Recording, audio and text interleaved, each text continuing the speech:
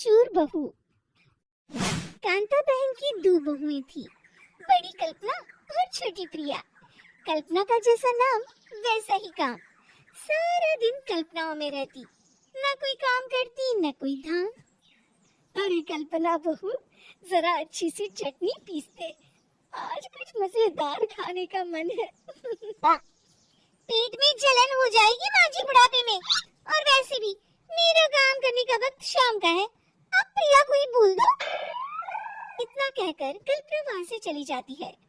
कांता कल्पना के ऐसे रवैये से काफी परेशान रहती है। मैं बना देती हूँ माँ चटनी, ऐसा बोलकर प्रिया माँ को चटनी बनाकर प्लेट में खाने को देती है कि तभी वहाँ कल्पना आ जाती है।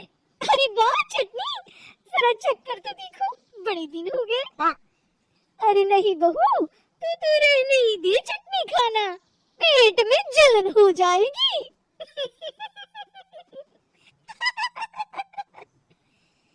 इतना कहकर कांता और प्रिया दोनों हंसने लगते हैं। कल्पना सारा दिन या तो मोबाइल में YouTube देखती या फिर सोती रहती।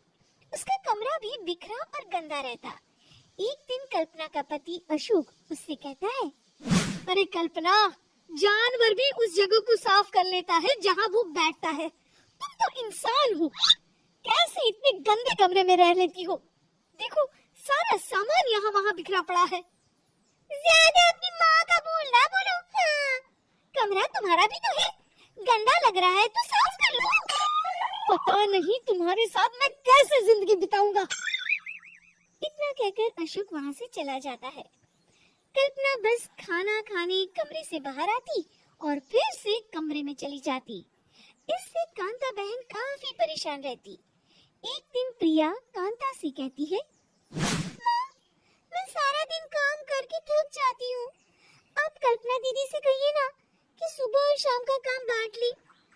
मैं तो अब सिर्फ एक वक्त का ही काम करूँगी। हाँ। अरे तो वो भी ना करना, एक बहू तो कामचोर थी, दूसरी भी आ गई काम ना करने के बहाने लेकर। तभी वहाँ प्रिया का पति रमेश आ जाता है।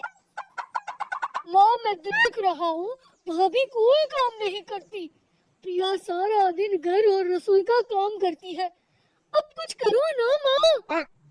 कांता मन में कुछ सोचती है और कल्पना के पास जाती है। कल्पना फोन पर मेकअप करना देख रही होती है। कल्पना, तुम सारा दिन बस मोबाइल देखती हो, घर का कोई काम भी कर लिया करो। प्रिया सारा दिन काम करके थक जाती है। आज से मैंने फैसला किया है, एक वक्त का काम तुम करोगी, सुबह का खाना तुम बनाओगी और रात का प्रिया। आप लोगों ने काम को हवा बना रखा है। अरे पता नहीं, थोड़ा सा ज्यादा काम करने में आप लोग घबरा क्यों जाती हैं? और हाँ, बहुत ज्यादा प्रिया की तारीफ मत करिए मेरे सामने, बड़ी बहू तो मैं ही रहूंगी। मैं कुछ नहीं जानती, कल सुबह मुझे वक्त से खाना चाहिए, रसोई में आ जाना, वरना कल से तुझे खाना नहीं मिलेगा। अगली सुबह कल्पना रसोई में नहीं आती है। वो देर से सोकर उठती है और बाहर आकर कहती है, भूख लगी है, आज खाने में क्या है? इतनी देर हो गई, आज किसी ने मुझे उठाया भी नहीं, पता नहीं कहाँ है सर। कल्पना को घर में कोई नहीं दिखता। वो रसोई की तरफ जाती है जहाँ बड़ा सा ताला लगा होता है। अरे रसोई में ताला! ओह, मैं तो भूल ही गई थी। माँ ने आज से सुबह का खाना मुझे बनाने को कहा था। हे भगवान, इतने लोगों का खाना बनाना क्या आसान है? तभी घर के सारे सदस्य बाहर से वापस आते हैं। वाह माँ जी, मजा आ गया छोले भटूरे खाकर। मेरे मुंह में तो अभी भी स्वाद आ रहा है। अरे कल्पना, तेरे भरोसे रहते तो हम तो भूखे ही रह जाते। कल्पना को बहुत गुस्सा आ जाता है। अब बहुत हो गया, आज से मैं अपनी रसोई अलग कर रही हूँ, मैं अपना खाना खुद बना लिया करूँगी।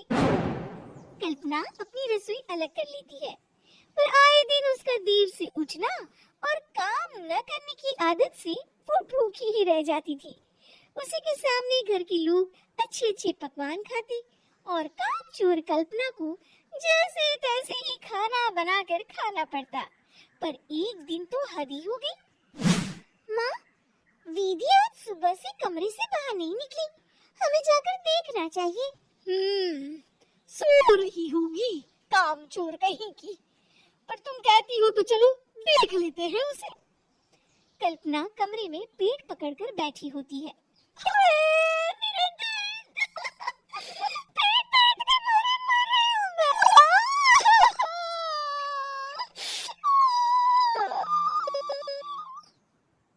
अरे दीदी, क्या हुआ? पेट में दर्द क्यों हो रहा है? डॉक्टर को दिखाया आपने? माँ! कल्पना खड़ी होती है और माँ जी के पास आती है। मुझे माफ कर दीजिए, अब से मैं सारे काम में मदद करूंगी, कभी आलस और काम चोरी नहीं करूंगी। हाँ, वो तो ठीक है, लेकिन अचानक क्या हो गया जो तू काम करने को तैयार हो गई?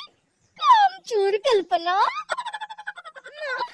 लगातार बासी और उल्टा पुल्टा खाना खाने के कारण मेरे पेट में इन्फेक्शन हो गया है। काम न करना पड़े इसलिए मैं 2 दिन का खाना एक दिन ही बना लेती थी। बासी और खराब खाना खाने के कारण लेने के देने पड़ गए। पेट में दर्द हो रहा है। चलो अच्छा हुआ, देर आए दुरुस्त आए।